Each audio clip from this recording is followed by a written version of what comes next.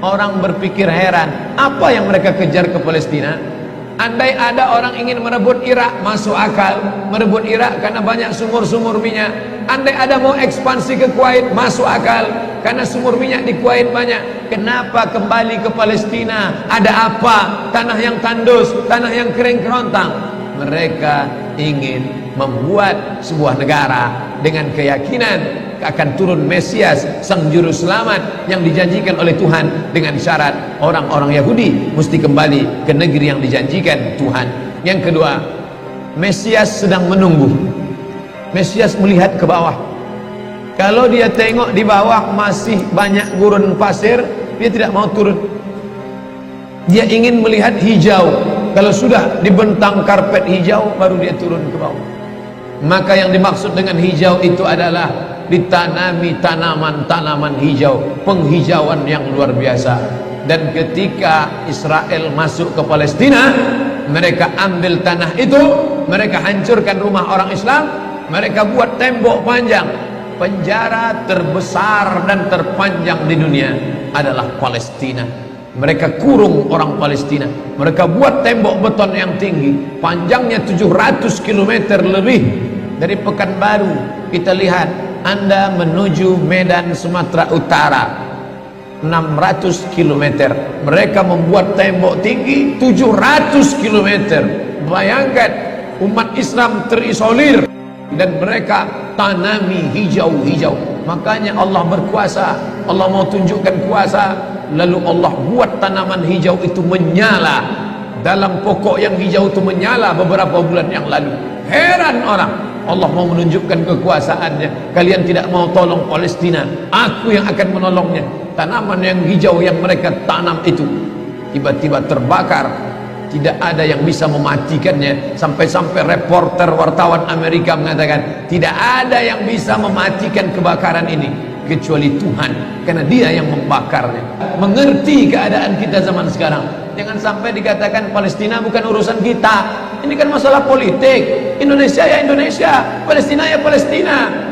Antum tidak mengerti masalah dunia. Palestina adalah masalah umat Islam. Subhanalladzi asra bi'abdihi. Maha suci Allah yang sudah memperjalankan hambanya minal masjidil haram, dari masjidil haram, ilal masjidil aqsa, masjidil aqsa. Masjidil aqsa Palestina. Kita yang tertulis dalam kitab suci kita bahwa kita punya ikatan emosional. Kenapa kita tidak yakin itu? Yahudi ajarannya dibuat-buat, ajarannya mitos, tapi mereka punya keyakinan yang luar biasa. Mereka rebut negeri itu, mereka kuasai, mereka hancurkan negeri musuh. Atas dasar apa? Keyakinan bahwa Mesias akan datang. Yang kelima, apa yang mereka lakukan untuk Palestina? Mereka meyakini ada Temple of King Solomon, tempel kuil King Solomon, Raja Sulaiman.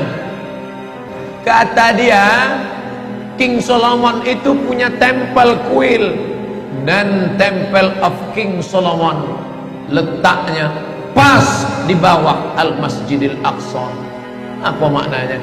Mereka mengeruk setiap hari, bulldozer, traktor, ekskavator, terus mengeruk keliling Masjidil Aqsa. Mereka ingin meruntuhkan Masjidil Aqsa.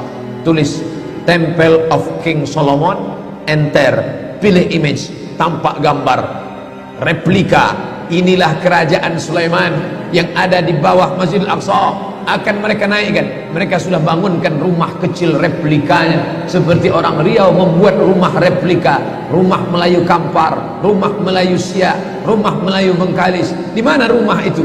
Di Purna MTQ. Anak-anak kita kalau mau tahu bagaimana rumah Melayu Kampar, bagaimana rumah Melayu Siak, bagaimana rumah Melayu Pelalawan, pergi ke sana. Sebagiannya ada, sebagian tak ada, entah kemana pergi. Tapi mereka membuatkan itu. Inilah dia replika kerajaan Temple of King Solomon. Artinya apa? Mereka ingin menghancurkan Al-Masjidil Aqsa berkeping, sampai akhirnya disitulah nanti kemarahan umat Islam. Entah marah entah tidak, melihat gayanya tak marah. Tapi akan ada hamba-hamba Allah, la tazulu fi ummati ta'ifatun min ummati, akan tetap ada sekelompok umatku yang memperjuangkan agamaku, kata Allah Subhanahu wa ta'ala. Yang terakhir, yang kelima, akan turun Mesias. Kapan itu terjadi?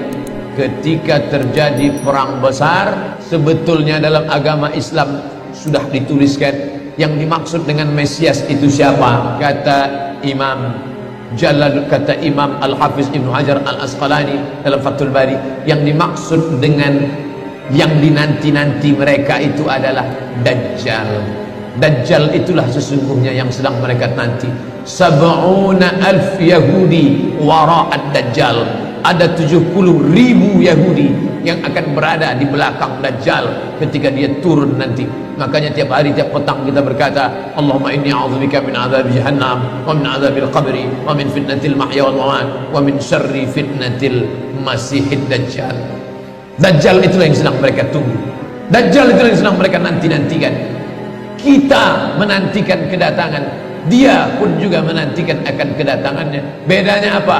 Mereka meyakininya dengan semangat. Semangat mereka luar biasa. Mereka bangkit.